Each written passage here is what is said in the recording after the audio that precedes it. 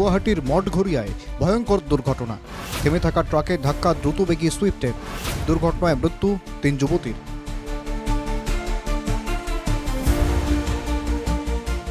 রবিবার ভোরবেলা এই দুর্ঘটনা ঘটে মঠঘরিয়ার কাছে। গীতা মন্দিরের দিক থেকে নারেঙ্গি অভিমুখে যাচ্ছিল সুইফট গাড়িটি। রাস্তার পাশে পার্কিং করা ট্রাকে ধাক্কা মারে সুইফট গাড়িটি। ঘটনাস্থলেই মৃত্যু হয় 2 যুবতীর। জিএমসিএইচে চিকিৎসারত অবস্থায় মৃত্যু হয় আরও 1 যুবতীর। পুলিশি সূত্রে প্রাপ্ত তথ্য মতে নিহত 3 যুবতী হল গোয়ালপাড়ার পূজা সাহা, সাপেখাতির আকাঙ্ক্ষা শইকিয়া ও আরমিনা আহমেদ। বঙাইগাঁও জেলার মানিকপুরের আরমিনা পড়াশোনার জন্য গুয়াহাটিতে থাকত। অন্যদিকে পূজা ও আকাঙ্ক্ষা একটি বেসরকারি শিক্ষা প্রতিষ্ঠানে কর্মরত ছিল। দুর্ঘটনার পর তদন্তে নামে মহানগর পুলিশ। ঘটনাস্থল পরিদর্শন করেন ডিসিপি জয়ন্ত সাৰথী বৰা। নহয়, আজি ৰাতিপুৱা আপোনাৰ এৰাউণ্ড 4:50 মানে যিটো ইনচিডেণ্ট 350 যিটো ইনচিডেণ্ট হৈছে তাত আমাৰ যেতিয়া নুনমাটি বা ট্ৰেফিক ব্ৰাঞ্চৰ মানুহসকল আহিছিল, তাৰ গাড়ীখনত 3গৰাকী লেডি পোৱা গৈছিলে। আমি তাৰপিছত আমাৰ গোটেইখিনিকে আমি GMCলৈ পঠিয়ালোঁ।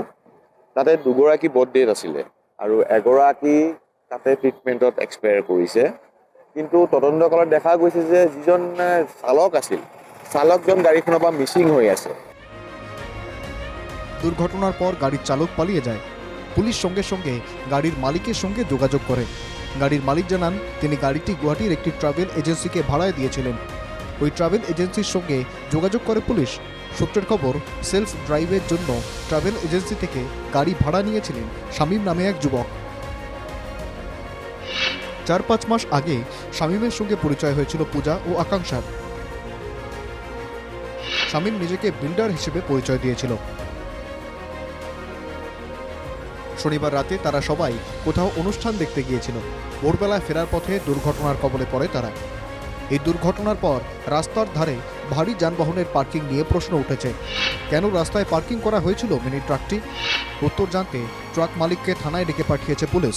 একজেক্টলি ট্ৰাকটো এনেকৈ ৰাস্তা ৰাখিব নোৱাৰে, পাৰ্কিং স্পেচত ৰাখিব লাগে। সেই তদন্তকালত আমি গোটেইখিনি বস্তু চাই চিতি কৰিম। আপোনাক সময়ে সময়ে আপোনাক জনাই থাকা হয়। রবিবার ভোরবেলার এই দুর্ঘটনার তদন্তে একাধিক দিক সামনে এসেছে। উত্থাপিত হয়েছে বহু প্রশ্ন। শামীমের সঙ্গে ওই 3 যুবতীর কি সম্পর্ক? দুর্ঘটনার সময় শামীম কি নেশাগ্রস্ত ছিল? কেন রাস্তার ধারে গাড়ি পার্ক করা হবে? উল্লেখ্য, গুয়াহাটির বিভিন্ন এলাকায় রাস্তার পাশে একাংশ মানুষ গাড়ি পার্কিং করেন। রাতভর গাড়ি পার্ক করা থাকে, কিন্তু পুলিশ পদক্ষেপ নেয় না। প্রশ্ন হয়, এই দুর্ঘটনার জন্য দায়ী কে? Bureau report, NK TV Bangla.